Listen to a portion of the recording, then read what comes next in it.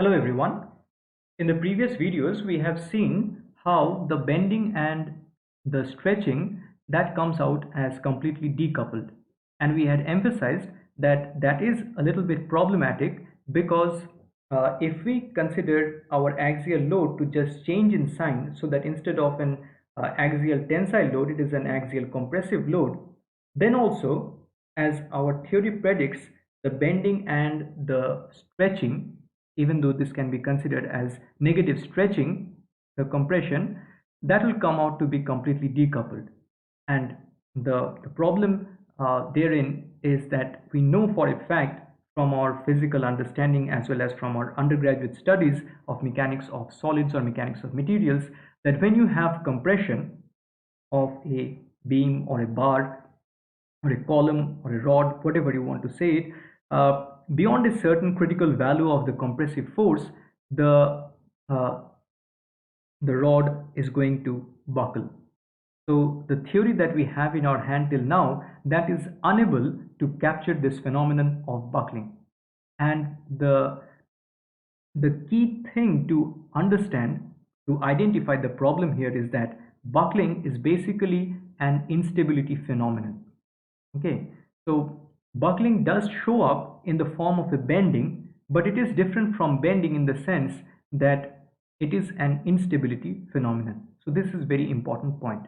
Now, whenever we have to capture such an instability in the buckling or in the form of buckling, we have to have a nonlinear ingredient in our theory. Okay, so this is the key missing link from our theory, from our current theory, that we do not have anything nonlinear. Whether you take the kinematical hypothesis or you take the strain displacement relations, all of them are linear, and that is where the problem is. Okay, so we have to incorporate a nonlinear ingredient in our theory so that we can capture the phenomenon of buckling. So towards that end, what we are going to do is we are going to keep the kinematical hypothesis as the same. Okay, so right now I'm not drawing any particular figure, but you understand that I mean, I can have a generic figure like this that so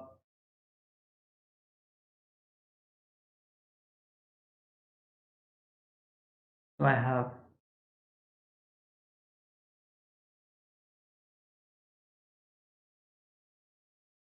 have a beam or a rod or anything, and I have axial load. Okay, axial load in the compressive sense. So again, you note that I have not restricted to any particular boundary conditions. But unlike the previous videos, I am not considering any lateral load here. So this is under pure compression, and what we want to capture is that this beam would buckle under a certain value or beyond a certain value of this compressive force. That is the thing that we want to capture through our theory. So as I was mentioning, our kinematical hypothesis will remain the same as before.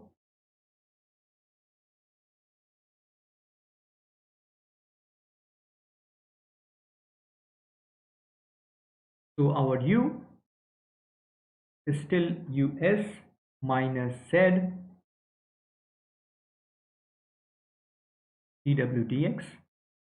V is equal to 0 and W is equal to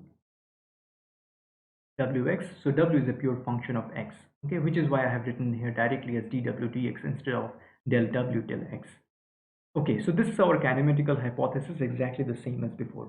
But as I was mentioning, we have to introduce some kind of nonlinear ingredient, and that nonlinear ingredient we are going to introduce in the strain displacement relations.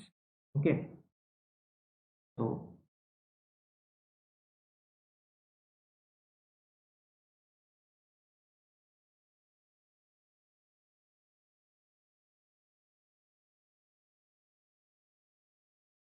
this is where the nonlinearity is introduced.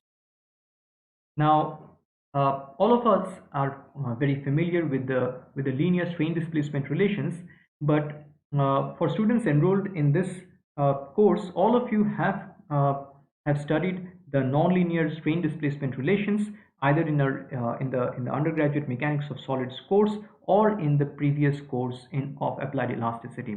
So if you do not remember that, I suggest that you please go and take a look back at the appropriate videos from the kinematics chapter of applied elasticity. Okay, so if you look back there, the uh, the EXX, and please note that I'm writing this with a capital E to denote that I'm going to use the nonlinear relation. So here the expression is del U del X. This term is very much present in the linear strain also, but in addition I have these terms.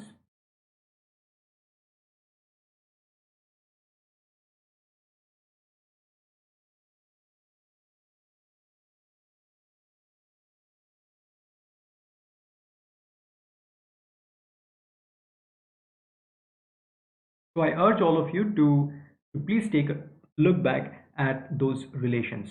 Okay, so similarly, I can keep on writing this EYY terms like this, and EZZ, uh, and so on and so forth. Okay, I'm not going to write those down. Uh, Now, before we can proceed any further, it is extremely important to note that we are going to invoke a very important simplifying assumption. This simplifying assumption is basically following from a physical understanding of the problem, and the important assumption here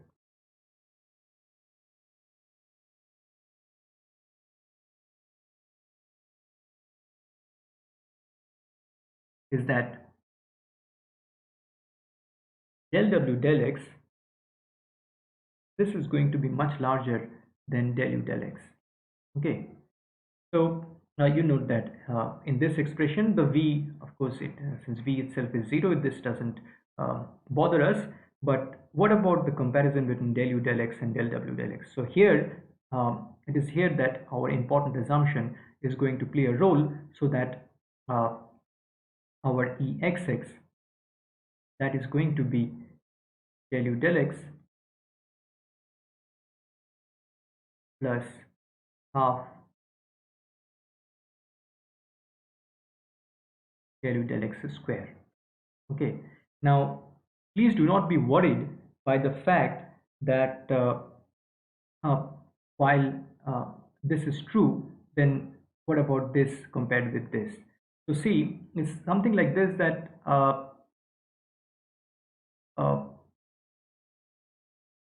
your del W del X, it is larger than del U del X certainly, but these itself are very small quantities. So if you take the square of that, then it becomes kind of comparable with the del U del X. Okay, so for example, if you consider the del U del X to be something like 0.01 and the del W del X to be 0.1, then you know that this is one order of magnitude larger than this. The del W del X is one order of magnitude larger than this del U del X. But when you take the square of this del W del X, then it becomes 0.01, and then it becomes comparable with this del U del X, and it would not be right to neglect this in comparison with this. So it is in that sense that we are writing this. Okay, now already we have an expression from our kinematical hypothesis regarding this U, so we can write that down. Okay, so this is basically dus dx minus z d square w dx square plus half dw dx whole square. And please note how I have written this in terms of ordinary derivatives instead of partial derivatives, because the only variation is with respect to x. Now what we are going to see is that, or what we are going to consider is that this exx is going to be the dominant term. Yeah, I mean, you can go and check for yourself, like what happens to this eyy, zz, all of those things. So let me not invest any more time on those. You can check for yourself. What I will do is I'll immediately launch into the business of deriving the governing equations for the situation, for the deflection, considering both the US and the W.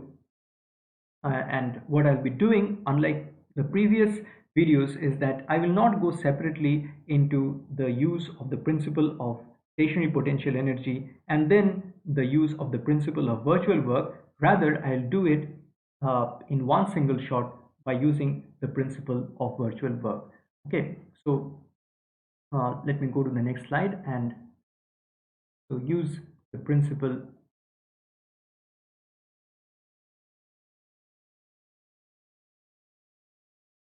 of virtual work.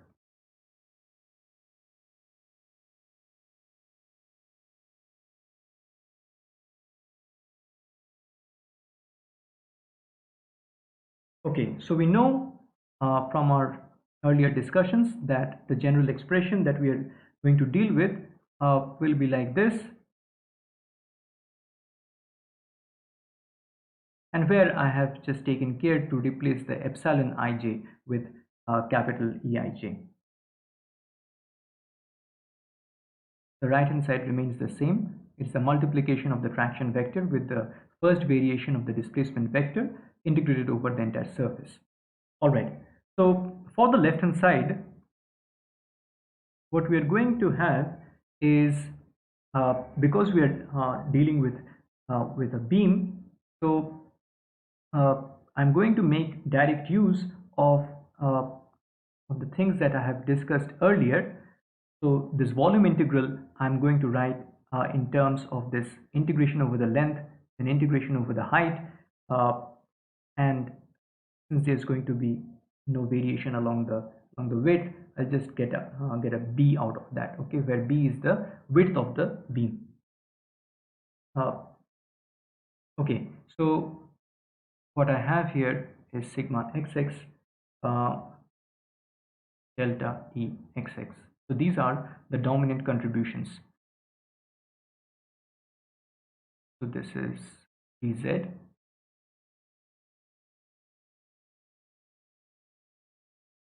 dx. Okay, and this sigma xx, it's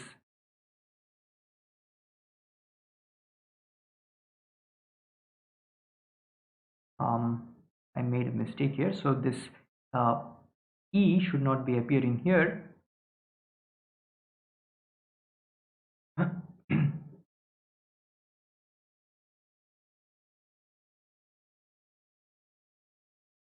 It is only in the about that. It is only in the next step here. Uh,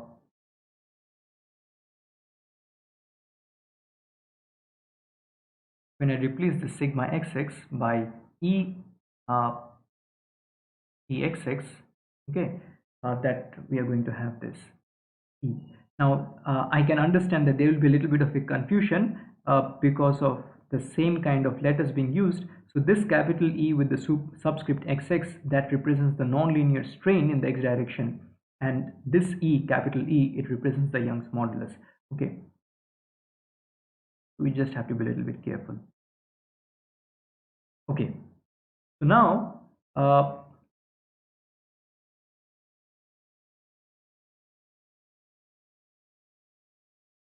what I'm going to do is just replace this expression for of Exx from what I had obtained in the previous slide. So basically this thing. So this is I can even copy this thing out from here.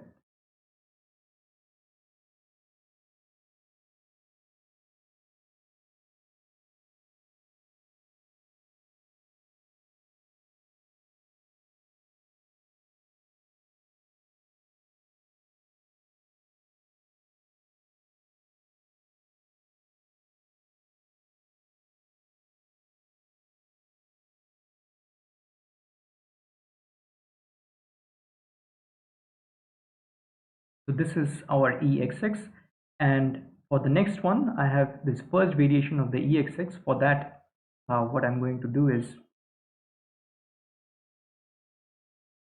write down the expressions directly.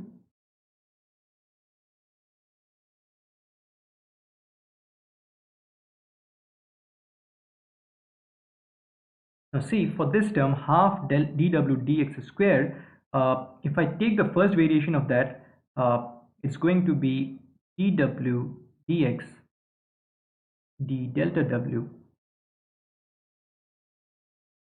dx. Okay, all right. Now, because of what we have discussed earlier, I'm going to simplify or cut short some of the intermediate steps. And if you have been following through in the previous videos, uh, then there should not be any problem. Now, the strategy that I'm going to follow is this. This term du as dx together with this half dw dx squared, these two are independent of z. Similarly, these two are independent of z. So I'm considering them together. Okay, and then I'll carry out the multiplication of these two simple brackets. Okay.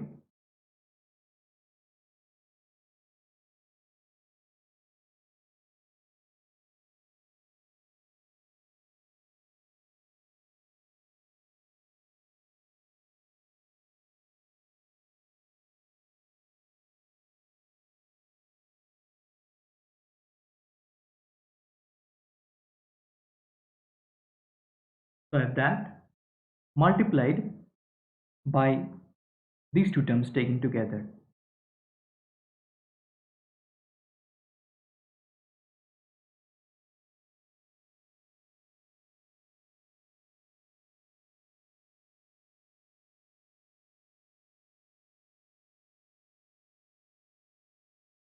Now, this is the part where I'm going to cut short the simplifications or the intermediate steps a little bit. You note that when I take these two terms, okay, basically this one, that multiplied with this, which has as its coefficient just the z, and then subsequently I carry out the integration with respect to z. What is going to happen is that z being an odd function, uh, in this situation it is going to give me a 0. Similarly, when I multiply this z d square w dx square with this term which is present here, this one and this one, then the result of that integration, because of z being an odd function, that is going to give me 0 terms. Okay, so I'll get 0 terms here. Okay, 0 terms means uh, terms which are 0 in value, and then I'm going to obtain or maybe I can just uh, save some space by not writing this word terms, just writing a 0 here. Okay, and then I'll have the multiplication between this one and this one, so that is going to give me uh, z square d square w dx square d square delta w dx square, right? So this entire thing uh,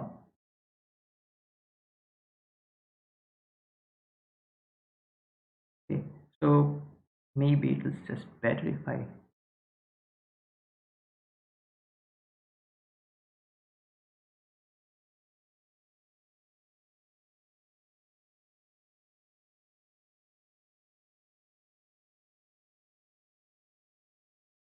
separate out the integration.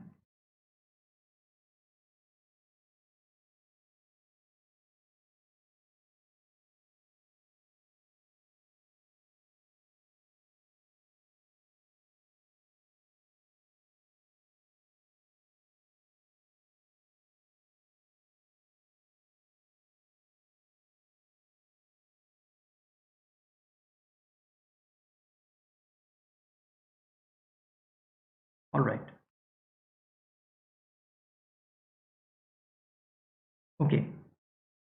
So I have considerably shortened my intermediate steps. Now,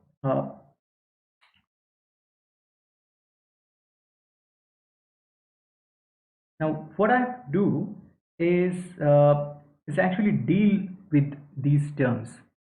Okay, there is no getting away from this. Uh,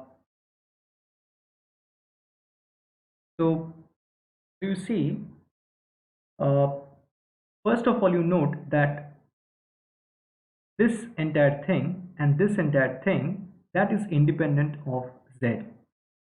Similarly, E is independent of Z, P is independent of Z.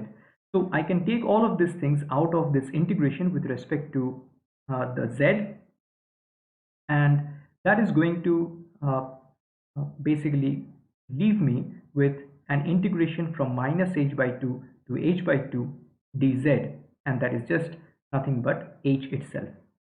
Okay, so in a similar fashion, I can take this E, B and the d square w dx square d square delta w dx square out of this integration with respect to z, and that will leave me an integration from minus h by 2 to h by 2 z square dz, and the result of that b multiplied with that integration with respect to z is nothing but I. So we have seen all of these things in our earlier videos. So again, I'm going to cut short those writing in between and directly write the expressions here. Okay, so uh, let me just go ahead and do that in the next slide. So what I can do here is maybe copy this part.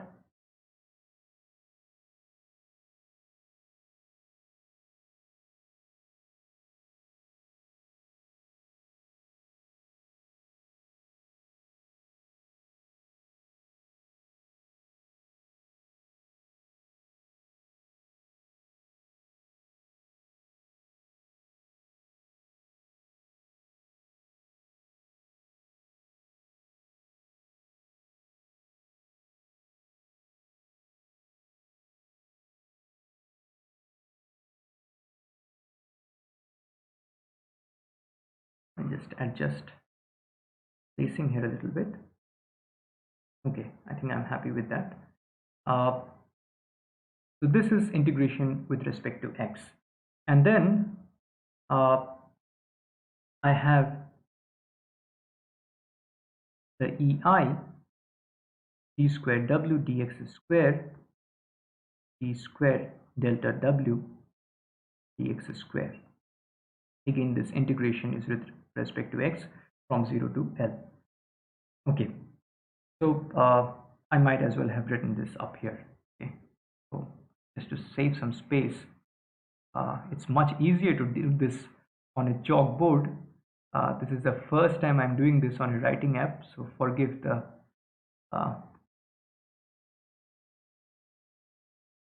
the haphazard business in which I'm cutting and pasting here and there. All right, now what do we do from here? You see,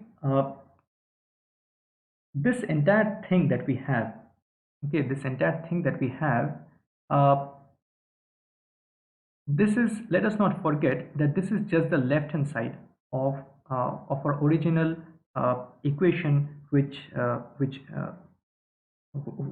has its origin at the in the principle of virtual work.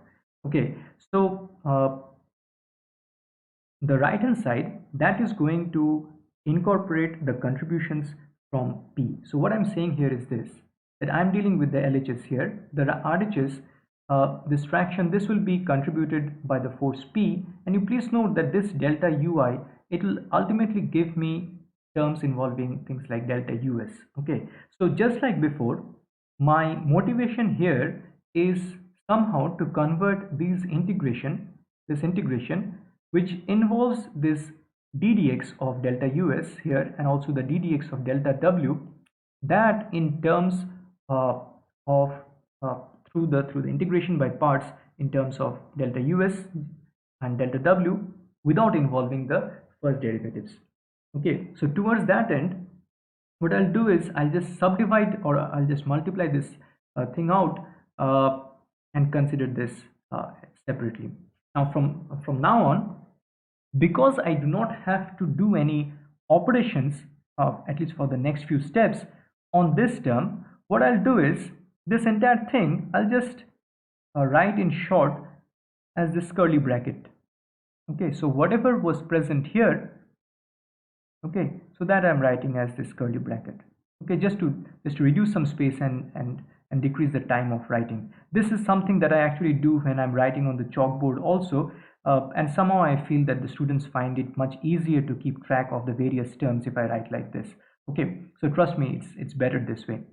However, whatever the remaining terms are, that I'll write in full, because that is where I have to do my operations. Okay, so I have this. Next, I have again this term underlined with the white color, uh, basically this here,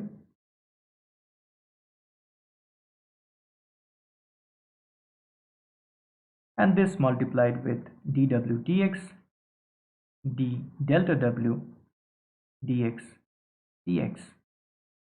And whatever is remaining here, this is a familiar term right from uh, our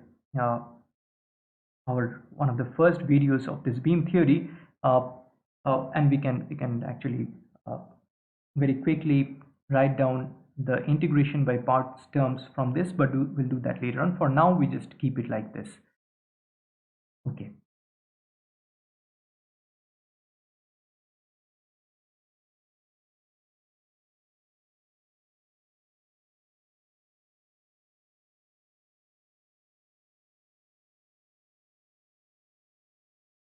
All right. So now we do the integration by parts. So we keep it like this, and after one integration, we'll have this. So this contributes to the boundary terms, and then we'll have this integration 0 to L. Now we have to take the ddx of this entire thing, which is EA curly bracket, this thing, and then delta US. All right. Similarly, for this term here, uh, I'll have EA curly bracket, whatever is present inside here, dw dx, and then delta W contributing to the boundary terms. And then I'll have minus uh,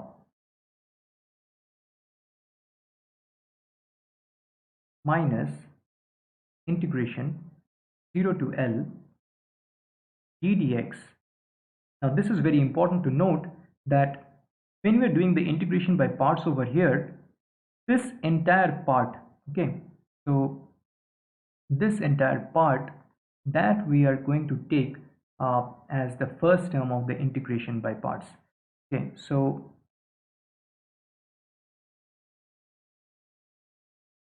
we have this from the previous line, but together with this, and whatever is left is this delta W. So just to mark it off uh, clearly, this is what uh, we are doing here. Okay, now from this last term, what we are going to have is uh, EI d squared W dx squared, then d delta W dx. This contributes to the boundary terms, and now I'm going to write this thing in one shot. Okay, so I'm not going to carry out the integration by parts twice separately, rather I'm going to do the integration by parts twice in one shot. Okay, so I am skipping another step here.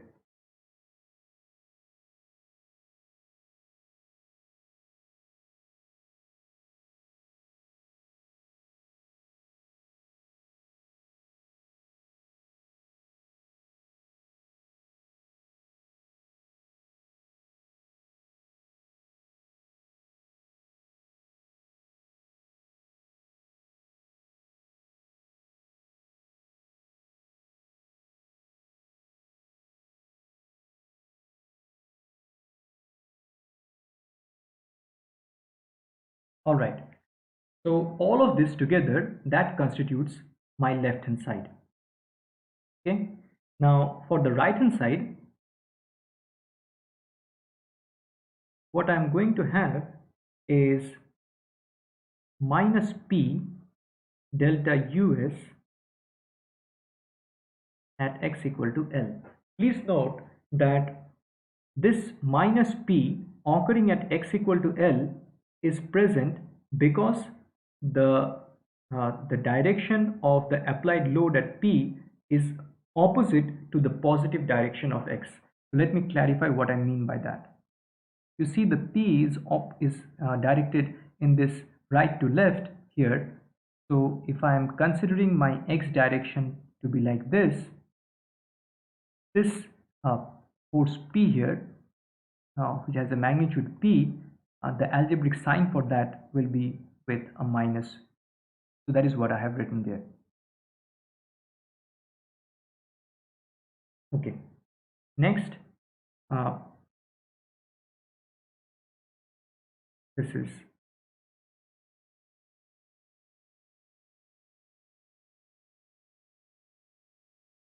plus P. This is for the end at x equal to 0. And of course, uh, I'll have extra terms if I have uh, if I have the if I have any Q load. Okay, so just to keep things very general, I'll have things like this. Okay, so maybe I can just go back here and make it more general, this diagram more general, by incorporating uh, in case I have loads like this also present, lateral loads also present, then that is what is going to be there. Okay.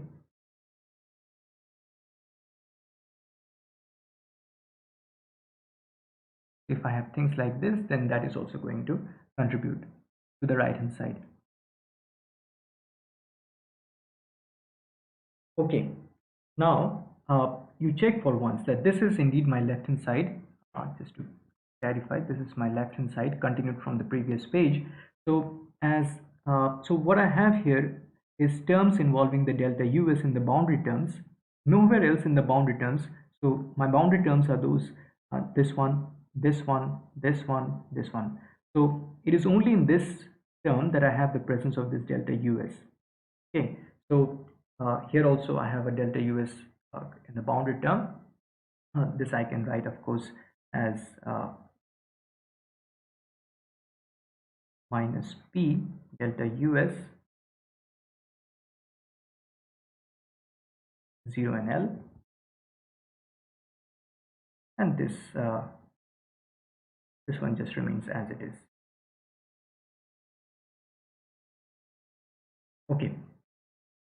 Now this term involving the integration with the coefficient of this delta US in the integrand, this doesn't have any counterpart in another integral term.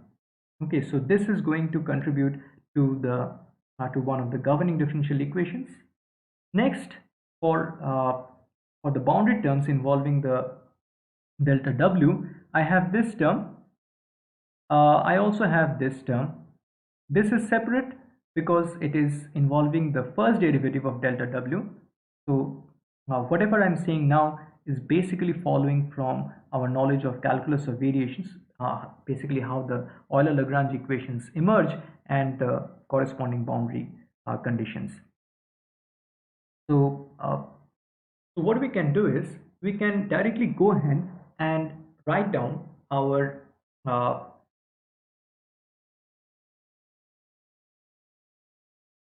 our governing equations and boundary conditions from here. Okay. So governing equations.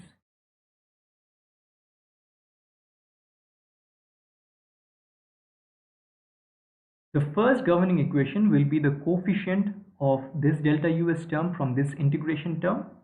So that is d dx of EA.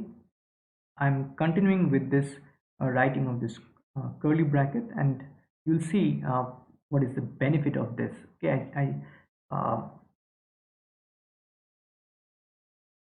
right. The other governing equation uh, that I'm going to have, please note that I have, sorry about here, so this is a dx here. The other governing equation that I'm going to have is as the coefficient of this delta w term. So you see I have one term here and I have another term here. Okay, so let me write that down. This is minus d dx ea curly bracket dw dx close bracket, and this term which is the coefficient of another delta w.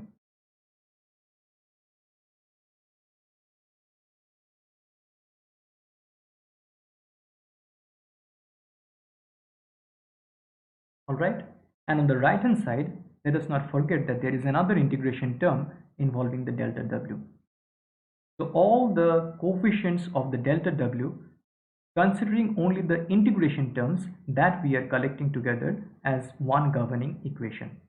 Okay, that is exactly the same thing what we had done for the separate variable us.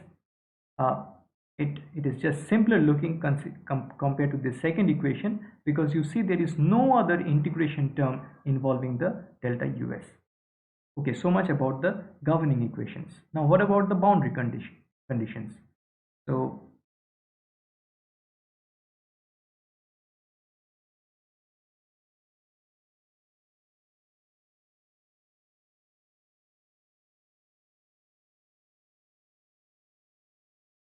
So what we are going to say is that at x equal to 0 and x equal to L, you see, first of all, I have to consider this term. Okay, so all the other boundary terms, they involve the uh, the w variable. Okay, here we have delta w. Uh, here we have um, here we have the first derivative of delta w. Again, there is the delta w present here. So this is about the left hand side. But on the right hand side, you note that I do have a boundary term involving the delta us. So what I have to do is I have to consider this together with this. That's exactly what I'm going to do. So at x equal to 0 and at x equal to L, what I'm going to have is either. So when I write the either, I'll basically take the coefficient of this delta us and this delta us. So this EA curly bracket, that is going to be equal to minus P, or as I have written quite a few times earlier, the US is going to be specified. Okay, if either it has to be specified or this thing must be true. EA curly bracket, whatever is present inside is should be equal to minus P. So that is considering the delta US terms. Next, I also have to write down the terms involving the delta W. So I have this thing, EA curly bracket dW ds. Again, either EA curly bracket dW dx, that is just one term,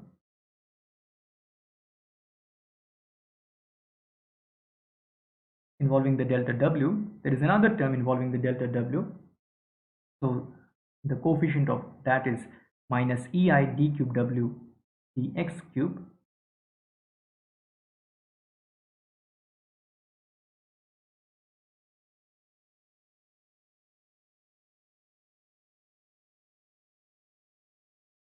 So either that has to be equal to 0 or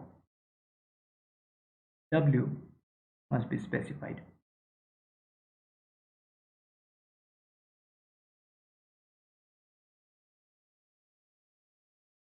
And finally, I must not forget that there is another term in the boundary, which is this, involving the first derivative of the delta W. Okay, so and the coefficient of there, that is this EI d square W dx square. So